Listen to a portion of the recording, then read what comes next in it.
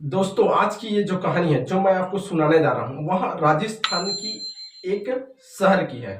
दरअसल दोस्तों वहीं की एक बहुत ही खूबसूरत लड़की जिसकी उम्र लगभग 25 साल की होती है और वह नित्य डेली सोशल मीडिया पर एक्टिव रहा करती है और जिसके चलते वह अपनी सुंदर सुंदर फोटो और सुंदर सुंदर वीडियो को डेली अपलोड किया करती थी। लेकिन जब रात का अंधेरा हो जाता था तब वह जो लड़की है और बहुत ज्यादा एक्टिव हो जाती थी और लोगों के साथ रातों में चैट किया करती थी और वह ऐसे लोगों की तलाश करने लगती थी जिनके पास बहुत ज्यादा पैसा हुआ करते थे। और जैसे ही उस लड़की को पता चलता था कि इस व्यक्ति के पास जो है वह बहुत ज्यादा पैसा है तो उस व्यक्ति के साथ वह जो लड़की है और वह बहुत ज्यादा बातें किया करती थी और बातों का सिलसिला जैसे ही बढ़ता चला जाता था तो जो लोगों का डिमांड होता है, यहाँ जो लड़की होती है वह बहुत ही खूबसूरत होती है तो लोगों का डिमांड जो है उसकी जिस्म को देखने की चाहत करने लगते हैं। तो इस लड़की की भी जो चाहत होती है वह बहुत ज्यादा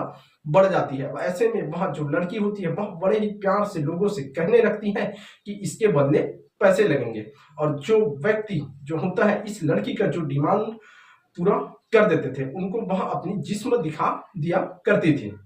लगभग 10 सालों तक इसी तरह से करते यह जो लड़की है वह इसी तरह से लोगों के साथ करते आ रही थी और लोगों लगभग यह 1 करोड़ से भी अधिक पैसों को लंबी रकम को अपने कब्जे में ले लेती है और यह अपने दोस्तों से कहा करती थी कि मैं जब तक पैसे कमाऊंगी जब तक मुझे जो महंगी सी महंगी चीजें हैं वह सस्ती न लगे। इस तरह से दोस्तों वह अमीर बनने के चक्कर में इस तरह से करते हुए आ रही होती है। ले एक झूठ जिसकी वजह से कत्ल हो जाती है। दरअसल वह सामने वाला व्यक्ति होता है वह भी झूठा होता है। दरअसल वह व्यक्ति अमीर नहीं बल्कि बहुत ही गरीब व्यक्ति होता है। जब इस लड़की को उसकी सच्चाई पता चलती है तो वह एक कातिल का रूप धारण कर लेती है और उस व्यक्ति को मार डालती है।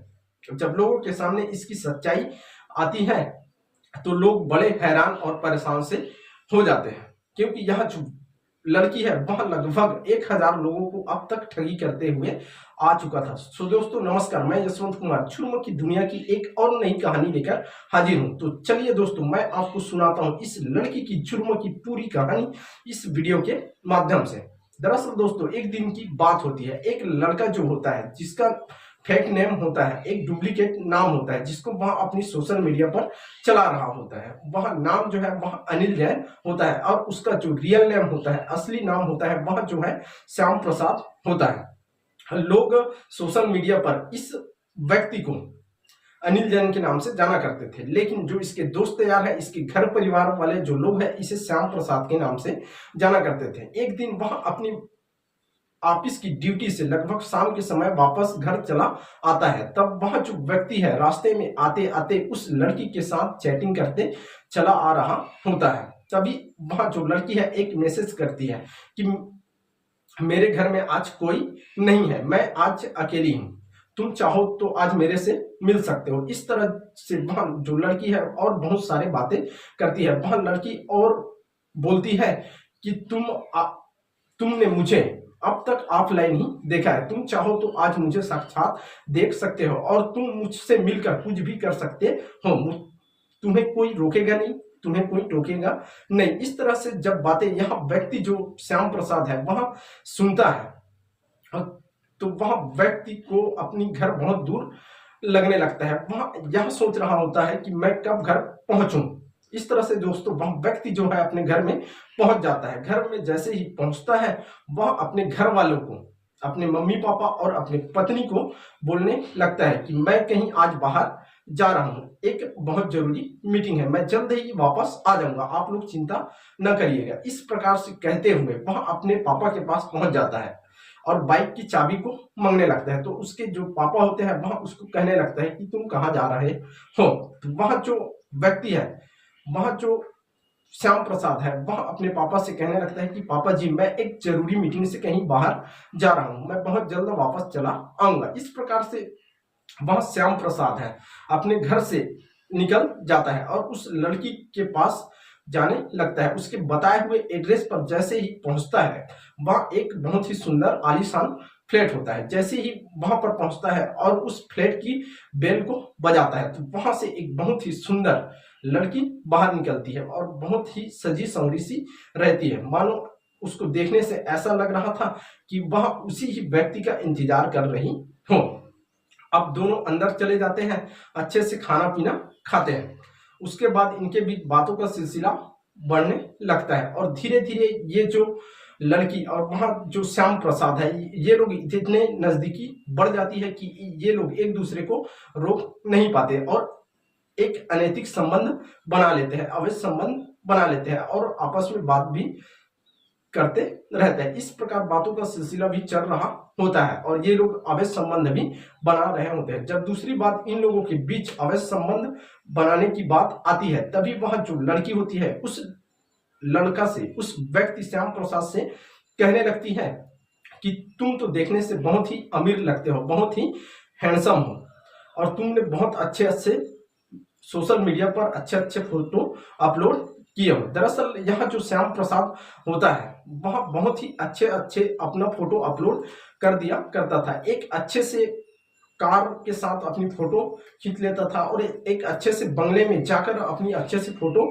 खींच लिया करता था और किसी बहुत ही बड़े ऑफिस में जाकर अपना फोटो क्लिप निकलवा लिया करता था और वहां उन सब चीजों को अपना बोलकर उसे सोशल मीडिया पर अपलोड कर दिया करता था। इसी के चलते यहाँ जो लड़की है वह इस श्याम प्रसाद के ऊपर मोहित हो जाती है और इसको अपने घर में बुला लेती है और यहाँ जो श्याम प्रसाद जो होता है उस लड़की से कहने लगती है कि आज मैं तुम्हें अपनी सच्चाई बताता हूँ और वह जो श्याम प्रसाद है उस लड़की को अपनी सच्चाई बताने लगता है। वह कहता है कि मेरी शादी हो चुका है, मेरा एक बच्चा भी है और मेरी पत्नी भी मेरे साथ में रहती है और मेरे माता पिता भी साथ में रहते हैं। तो वह जो लड़की होती है वह उस श्याम प्रसाद से कहने लगती है कि मुझे इससे कुछ लेना देना नहीं है, मुझे इससे कोई प्रभाव नहीं पड़ता। उसके बाद इन लोगों का बातों का सिलसिला जो है वह आगे बढ़ता है। तभी यह जो लड़का होता है श्याम प्रसाद वह उस लड़की से और कहने लगता है कि देखो मैं उतना बड़ा आदमी नहीं हूं जो तुम समझ रही हो। मैंने सोशल मीडिया पर फेक फोटो अपलोड किए हैं। दरअसल मैं एक बहुत ही गरीब आदमी हूं, एक मिडिल क्लास फैमिली का आदमी हूं। तभी यह बात जब वह लड़की सुनती है तो वह बहुत ज्यादा गुस्सा करती है और उस व्यक्ति श्याम प्रसाद से कहने लगती है कि देखो तुम मुझे नहीं जानते, तुम एक ऐसी जगह पर आए हो मुझसे मिलने कि तुमको इसका अंदाजा भी नहीं है। तभी एक व्यक्ति जो वहीं रहता है कमलकांत वहां बाहर निकलकर आता है एक वीडियो क्लिप लेकर। वहां अपनी मोबाइल में जो जो इन लोगों ने किया होता है उसका पूरी रिकॉर्डिंग कर लिए होते हैं और उस व्यक्ति श्याम प्रसाद को जब उस वीडियो क्लिप को दिखाते हैं तो वह बहुत ज्यादा हैरान और परेशान हो जाता है और उस लड़के कमलकांत के सामने हाथ जोड़ने लगता है और कहता है कि देखो मुझे लगता है कि मैं कहीं गलत जगह आ गया हूं, मुझे नहीं पता था कि तुम लोग ऐसे हो। इस प्रकार से वह गिड़गिड़ाने लगता है। तभी ये जो लड़की है और जो कमलकांत है ये दोनों मिलकर उस आदमी श्याम प्रसाद के हाथ और पैर को बांध देते हैं और उसको डराने धमकाने लगते हैं और कहते हैं कि यदि तुमने पैसों का इंतजाम नहीं किया तो हम तुम्हें यहीं जिंदा मार डालेंगे। इस प्रकार से बहुत ज्यादा डराते धमकाते हैं। तो यह जो श्याम प्रसाद है वह अपने पापा को फोन लगाता है और अपने पापा से कहता है कि पापा जी मुझे कुछ लोगों ने किडनैप कर लिया है, जिसके बदले ये लोग मुझे 10 लाख रुपए की डिमांड कर रहे हैं। तो आप ऐसा करिए कि 10 लाख रुपए की जल्द से जल्द इंतजाम कर दीजिए और मेरे अकाउंट में डाल दीजिए।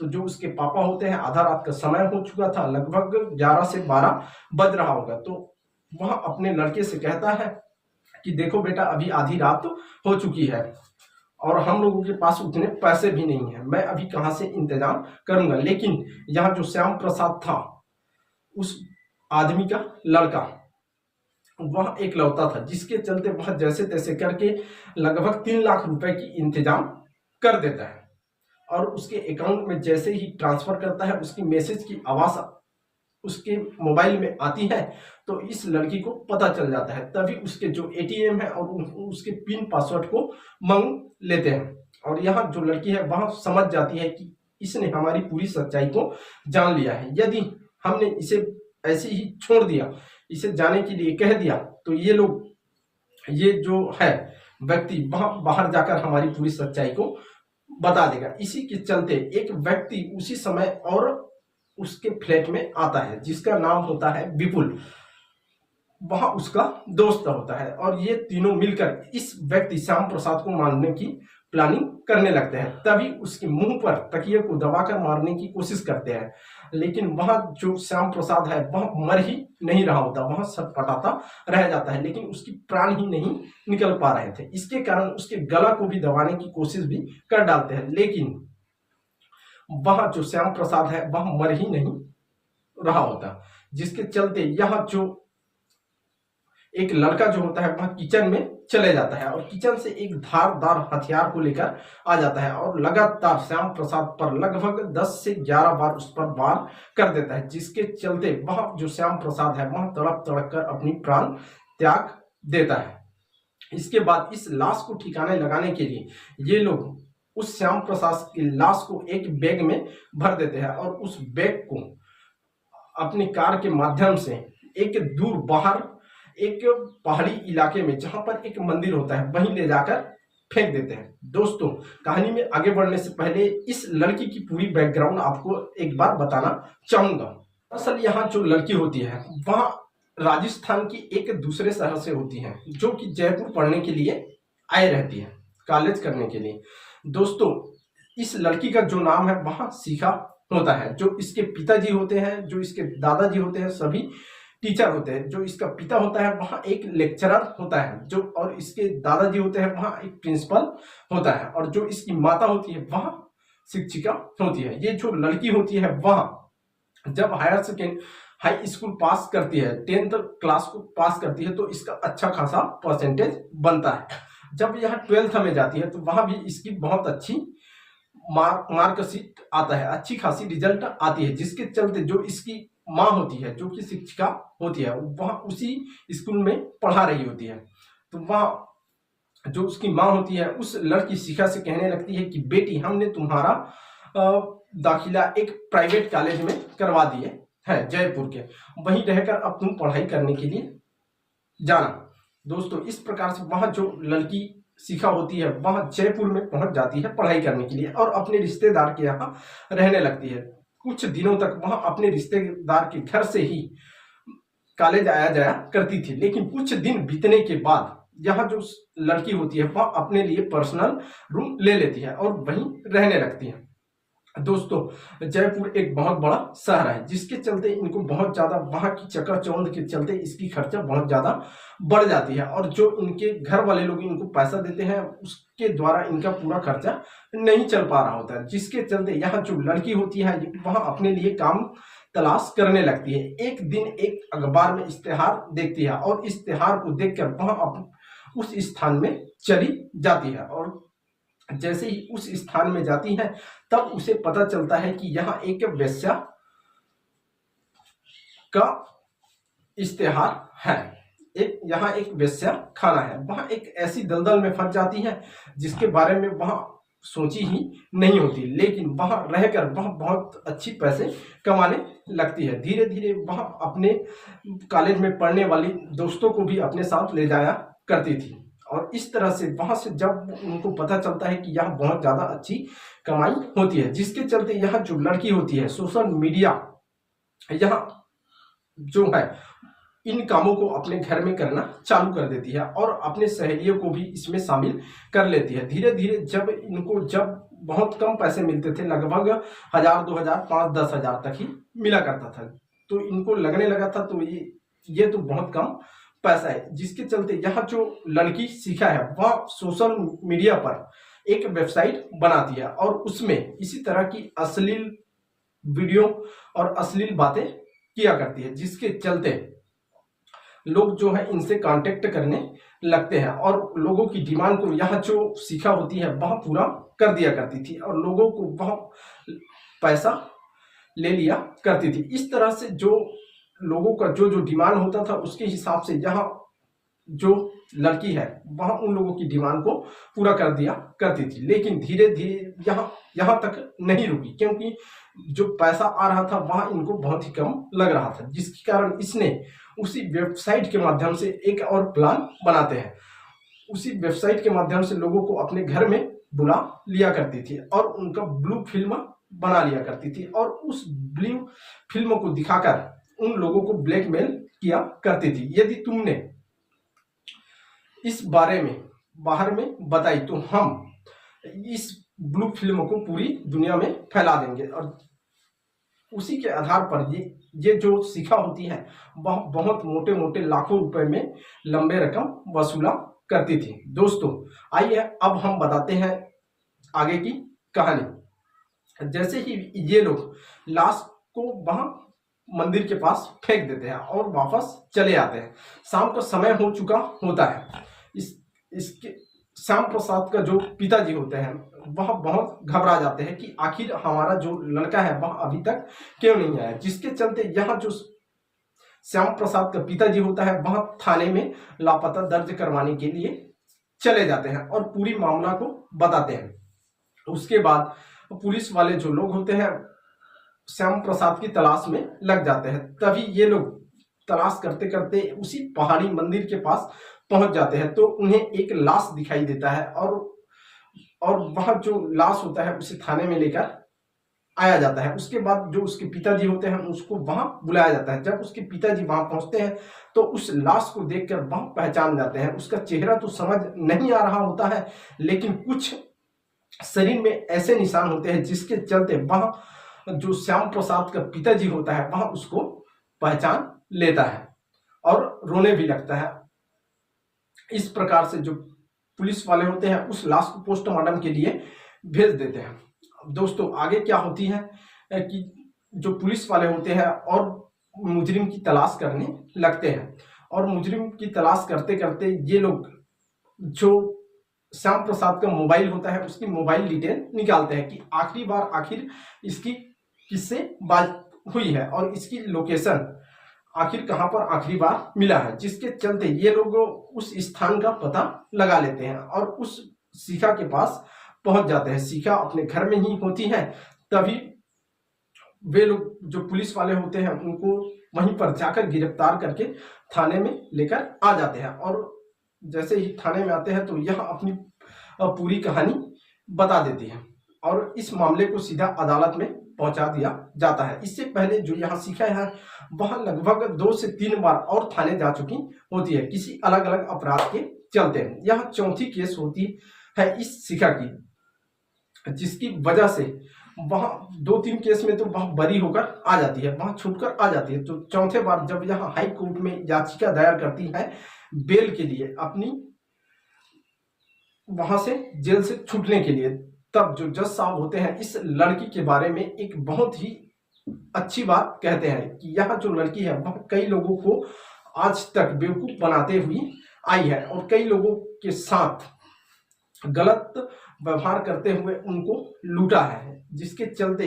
यह जो है इस अच्छे संसार में, इस अच्छे दुनिया में, इस संसार में इस लड़की को बाहर रहने की कोई जरूरत नहीं है, इसे तो जेल में ही रहना चाहिए। ऐसा कहते हुए इस लड़की को अभी तक जेल में रखा गया है। तो दोस्तों इस कहानी को सुनाने का उद्देश्य हमारा किसी के भावनाओं को ठेस पहुंचाना नहीं, न ही किसी के दिल को दुखाना है, बल्कि आप सभी को सचेत करना है।